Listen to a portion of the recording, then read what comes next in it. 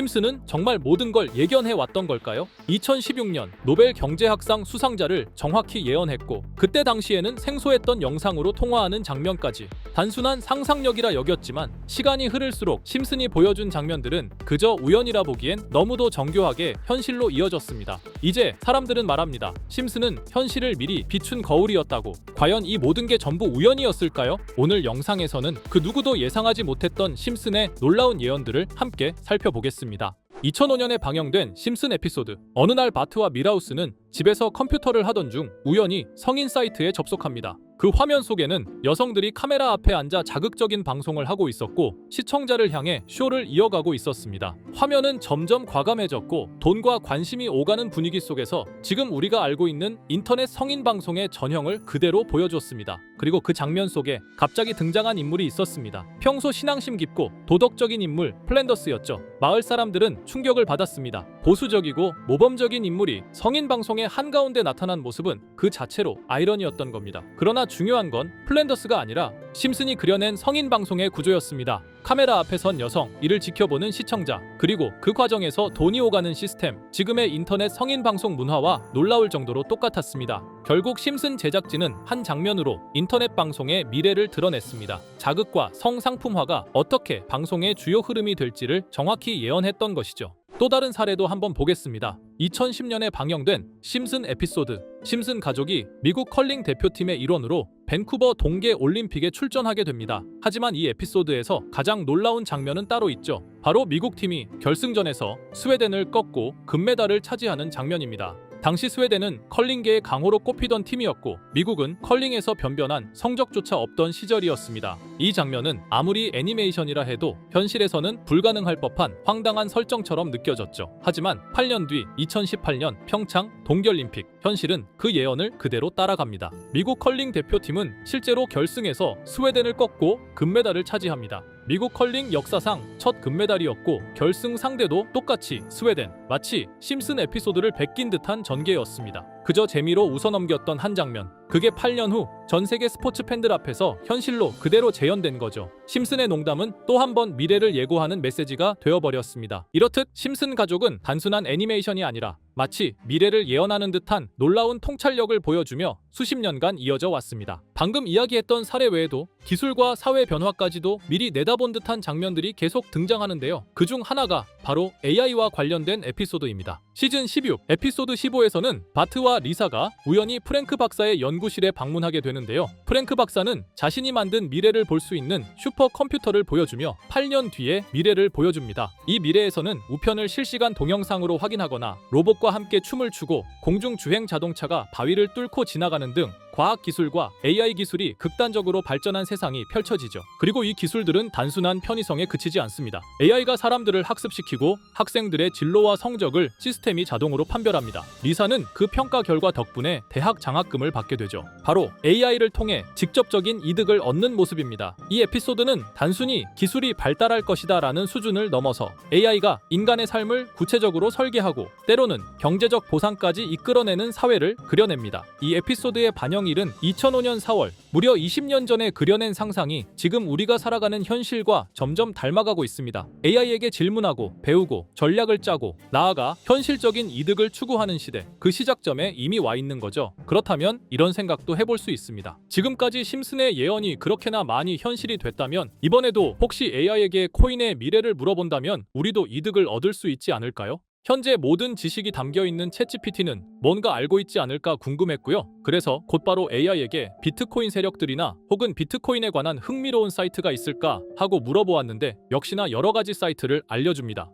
알려준 사이트로 들어갔지만 그중 몇몇 개는 없는 사이트라고 나오는데요. AI는 실제 검색되거나 모아진 정보를 토대로 답변을 해줄 텐데 없는 사이트가 나오는 게 이상하죠. 그래서 제 나름대로 머리를 써봤는데요. 이건 아카이브라는 지워진 사이트나 웹페이지를 검색할 수 있는 검색 플랫폼이고요. 여기에서 지금은 한국에서 없어진 다들 야후 아시죠? 야후 포털 사이트를 들어가 볼게요. 그리고 여기가 신기한 게 과거 사이트가 만들어진 시점부터 어떠한 날짜로도 돌아갈 수 있고요. 저는 2002년으로 한번 가보겠습니다. 그러면 여기 이렇게 야후 코리아라고 뜨고 그때 당시 지금은 없어진 기사나 정보들을 볼 수가 있죠. 2002년은 한일 월드컵이 열린 해고. 자, 이렇게 당시의 기사를 확인해 볼 수 있습니다. 네이버도 한번 확인해 볼까요? 2012년도로 와봤고요. 지금은 없어진 실시간 검색어도 확인할 수 있고 이때 당시에 뉴스도 볼 수 있죠. 자, 이렇게 여기 아카이브 플랫폼에서 아까는 없는 사이트라고 나온 주소를 입력하고 들어가 봤습니다. 모든 사이트를 들어가 봤는데 그중 가장 특이한 게 있는 사이트를 여러분들께 보여드리려고 합니다. 이건 아카이브 플랫폼에서 보여지는 사이트고요. 구글에 지금 이 사이트를 검색해서 들어가 보면 이렇게 사이트에 연결할 수 없다며 웹페이지가 나오지 않게 됩니다. 다시 돌아가서 같이 보실게요. 여기에 비트코인 2009라고 써 있고 밑에는 일루미나티 그림이 있죠. 이 위에 메뉴에 들어가 보면 코인 그림이 나오고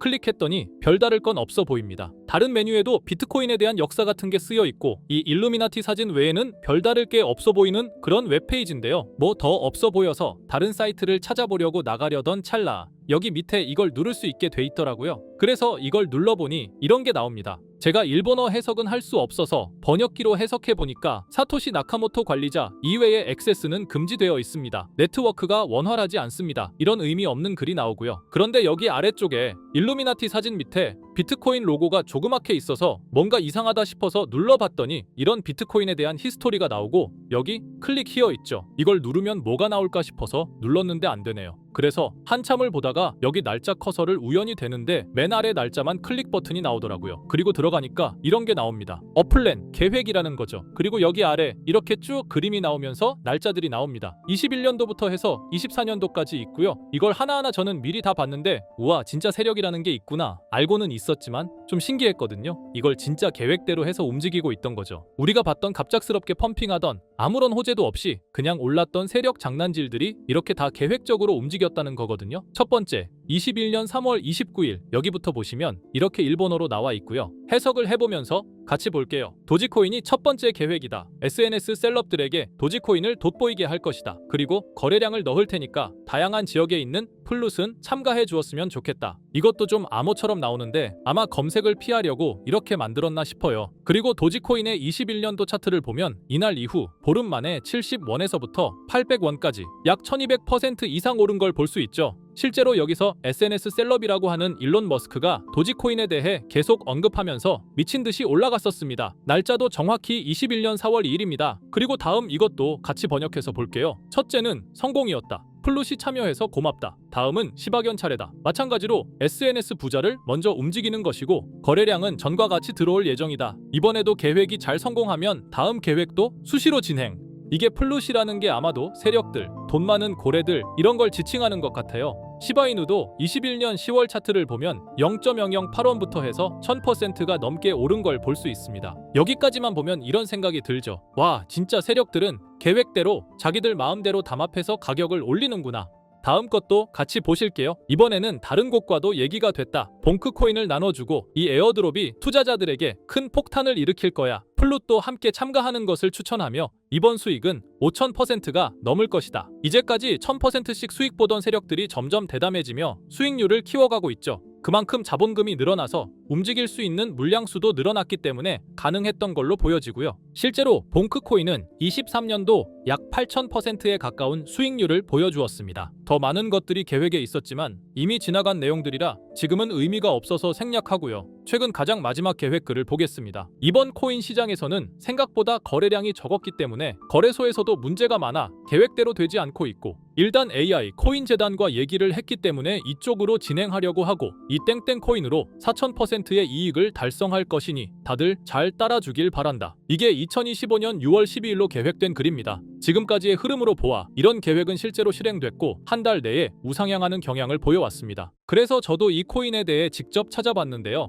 현재 가격은 약 77원 수준으로 이미 저점 대비 50% 이상 오르면서 관심을 끌고 있는 상태였습니다. 그 전까지만 해도 거래량이 거의 없던 종목이었는데 최근 들어 갑자기 움직임이 생기기 시작한 거죠. 특별한 호재 뉴스가 없었다는 점이 더 흥미롭습니다. 게다가 이 종목은 업비트와 빗썸에도 등록돼 있어서 굳이 해외 거래소를 사용하지 않더라도 국내에서 누구나 쉽게 접근할 수 있다는 장점이 있습니다. 만약 사이트에서 말한 4000% 상승이 현실이 된다면 단돈 10만 원만 넣어도 400만 원, 100만 원 투자 시 4천만 원까지 기대할 수 있는 계산이 나옵니다. 제가 늘 말씀드리지만 지금 같은 시장 상황에서는 무리하게 큰 돈을 투자하기보다는 소액으로 큰 가능성을 노리는 전략이 훨씬 더 효율적입니다. 그래서 저도 이 종목을 보면서 딱 10만 원만 담아두자는 생각을 했고요. 이 정보를 공유 드리는 이유는 저 혼자만 수익을 내는 것보다 제 채널을 구독해주시는 여러분들과 같이 기회를 나누고 싶어서입니다. 실제로 이 종목이 기대처럼 크게 오르게 되면 정보를 받아보신 분들은 계속해서 채널을 찾아주시게 될 테고 그 결과 제 채널도 자연스럽게 성장할 수 있겠죠. 저도 그 부분을 솔직히 말씀드리는 겁니다. 그럼 제가 직접 확인한 이 종목 정보를 어떻게 받아보실 수 있는지 알려드릴게요. 먼저 영상 좋아요와 구독 버튼 한 번씩 눌러주시고요. 댓글에 구독이라고 남겨주세요. 남겨주셨다면 위에 보이는 제 개인 번호 010-2374-4693 이 번호로 정보라고 문자 한 통만 주시면 이 사이트에 기재된 4000% 오를 수 있는 해당 종목을 바로 공유해드리도록 하겠습니다. 정보라고 남기신 분들만 알려드리는 이유는 정말 실제 구독자분들께만 전달드리기 위해서입니다. 형식적인 절차가 아니라 저도 책임감을 갖고 공유드리는 거니까요. 이번 종목 역시 시장 내 거래량 급증과 커뮤니티 관심도 증가, 기관 수급 흐름 등과 맞물리면 엄청난 상승을 보여줄 수 있는 가능성이 충분하다고 생각합니다. 어쩌면 여러분의 투자 인생을 바꿀 중요한 타이밍이 될 수도 있고요. 앞으로도 직접 확인하고 검증된 정보만 전달드릴 수 있도록 계속 노력하겠습니다. 지금까지 채널을 키워주신 구독자 여러분께 진심으로 감사드리며 앞으로도 함께 좋은 기회를 잡아갈 수 있도록 꾸준히 콘텐츠를 제작해 나가겠습니다. 제가 준비한 영상은 여기까지입니다. 오늘 영상도 시청해주셔서 정말 감사합니다.